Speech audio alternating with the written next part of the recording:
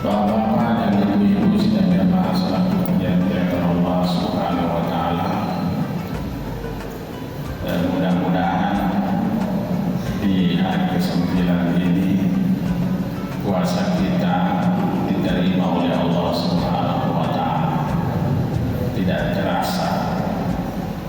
Dan saya yakin bahwa bapak dan ibu serta anak-anakku itu tentu sudah memperbanyak amalan-amalan bulan suci Ramadan, termasuk tadarus Al-Quran dan mengikuti perkuliahan.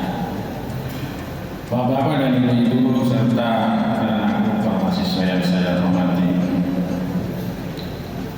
kadang-kadang kita ini orang tua sangat mengkhawatirkan anak kita atau generasi kita. Mengapa demikian? Karena memang di dalam Islam kekhawatiran kita itu jangan sampai kita meninggalkan generasi yang lemah.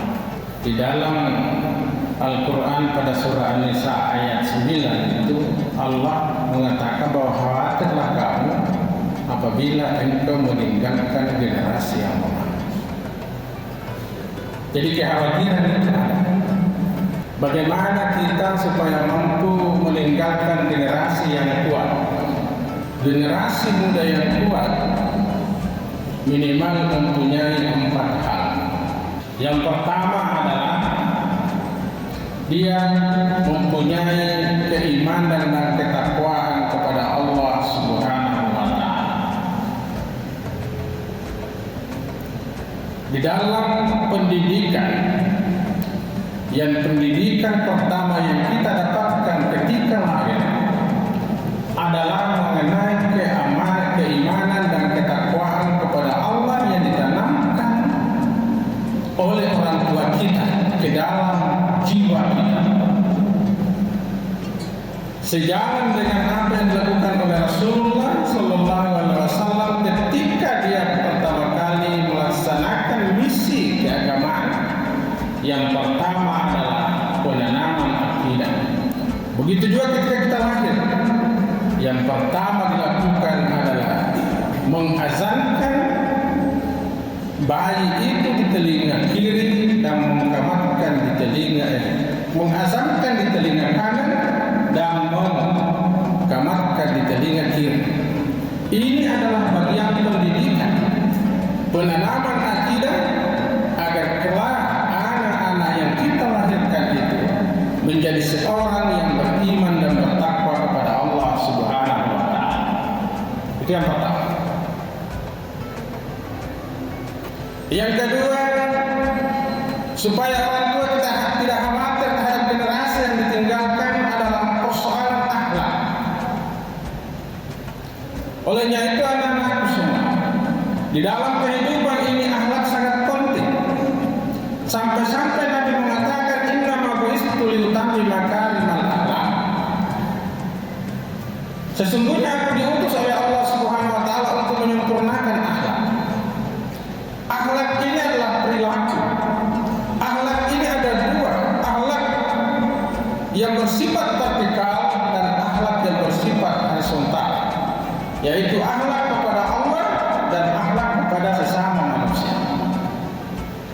Olehnya itu, para jamaah yang saya muliakan, bahwa akhlak sesama manusia ini sangat penting, termasuk di dalam hal menjaga perilaku kita, baik kepada kedua orang tua kita maupun teman-teman kita, kepada dosen-dosen kita, kepada guru-guru kita, kepada anak-anak mahasiswa kita. Jangan mengatakan bahwa saya dosen sembarangan kepada mahasiswa, tidak. Ada akhlak yang harus diperlihatkan kepada anak-anak kita.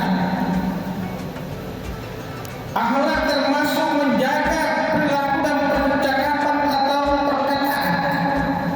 Kita sebagai orang yang mempunyai ilmu pengetahuan tidak sembarang mengungkapkan kata-kata yang kotor, apalagi menghina ciptaan Allah. Orang yang menghina ciptaan Allah sama dengan menghina Allah Subhanahu wa taala.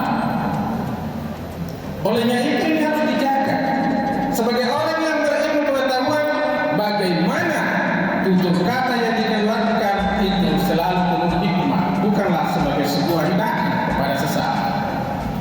Olehnya itu, anak-anak harus mempunyai akhlakul karimah, yaitu perilaku maupun dalam hal perkataan. Yang ketiga, agar anak-anakku mempunyai skill yang bagus atau mempunyai seorang generasi yang sangat kuat adalah harus mempunyai ilmu pengetahuan. Kalau akhlak tadi adalah bagian yang kedua yang diajarkan oleh orang tua kita kepada kita setelah keimanan tadi. Waktu kita kecil, bagaimana kita diajari berkata yang baik dan sebagainya. Lalu waktu kita mulai besar, kita dibekali oleh orang tua kita adalah ilmu pengetahuan. Apakah itu ilmu pengetahuan agama maupun ilmu pengetahuan umum? Kita mulai diajari tentang bagaimana cara mengaji, bagaimana sistem cara melaksanakan ibadah kepada Allah, bagaimana dunia ini. Kita sudah mulai diajari. Kita dimasukkan di sekolah. Agar apa? Supaya generasi yang kita tinggalkan itu akan menjadi generasi yang kuat. Dia harus mempunyai ilmu pengetahuan. Maka harus anak-anak semua gigih dan tekadkan bulan bahwa harus mempunyai ilmu pengetahuan yang cukup sebelum saya keluar dari Institut Agama Islam Negeri Parepare. Karena itu adalah bekal. Dan yang terakhir adalah anak-anakku atau mahasiswa-mahasiswa ini harus mempunyai keterampilan hidup, life skill. Jadi ketika Anda mempunyai keimanan yang kuat, ketika Anda mempunyai akhlakul karimah, ketika Anda mempunyai ilmu pengetahuan yang cukup, tidak cukup tiga, tetapi harus ditambah dengan keterampilan hidup. Kenapa harus ada keterampilan hidup? Karena itu juga adalah bagian daripada kehidupan kita. Bagian daripada kehidupan kita, agar kita tidak selalu bergantung kepada orang lain. Orang-orang yang tidak mempunyai keterampilan hidup, kelak hidupnya akan bergantung kepada orang lain dalam hal persoalan utamanya ekonomi. Boleh misalnya ada yang tidak bisa menghasilkan, tetapi kalau dia punya keterampilan, insya Allah anak itu akan tidak pernah kelaparan selama hidupnya. Dan kalau generasi muda sudah memegang empat ini, kita tidak perlu mengkhawatirkan mereka kemanapun dia akan pergi, insya Allah dia akan selamat. Selamat dunia dan akhirat. Kalau misalnya kita punya anak, Pak, saya mau pergi merantau, tapi dilihat anak kita itu cukup, sudah mempunyai imannya sudah kuat, akhlaknya sudah bagus, dan pengetahuannya sudah cukup, dan punya keterampilan, silakan pergi. Kita tidak perlu khawatir. Begitu juga kalau kita meninggalkan generasi yang semacam begini, kita tidak perlu khawatir lagi kalau kita ini orang tua sudah meninggal. Olehnya itu, anak-anak kita kelak, kalau dia sudah mempunyai seperti itu, dia akan menjadi generasi yang tangguh, dan dia akan menyatakan seperti apa yang dikatakan oleh Khalifah Ali. Dia mengatakan, jangan kau lihat siapa bapak, jangan kau katakan itu bapakku, tetapi katakanlah ini dadaku, inilah aku. Dia besar bukan karena bapaknya, tapi dia besar karena dia sendiri. Dia mempunyai keterampilan, dia mempunyai ilmu pengetahuan, dia mempunyai akhlak, dia mempunyai keimanan dan akidah yang kuat. Insya Allah, bapak-bapak dan ibu-ibu, kalau sudah mempunyai seperti ini anak-anak kita, insya Allah kita tidak akan meragukan lagi tentang generasi yang akan datang. Kita akan bisa mencapai namanya generasi emas. Saya kira inilah yang ingin saya sampaikan. Mohon maaf atas segala kekurangan.